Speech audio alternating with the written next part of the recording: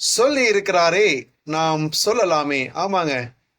2 கொரிந்தியர் 1:20 சொல்லப்பட்டபடி, எங்களால் தேவனுக்கு மகிமை உண்டாகும்படி இயேசு கிறிஸ்துவுக்குள் வாக்கு தத்தங்கள் எல்லாம் ஆம் என்றும் ஆமேன் என்றும் இருக்கிறதே.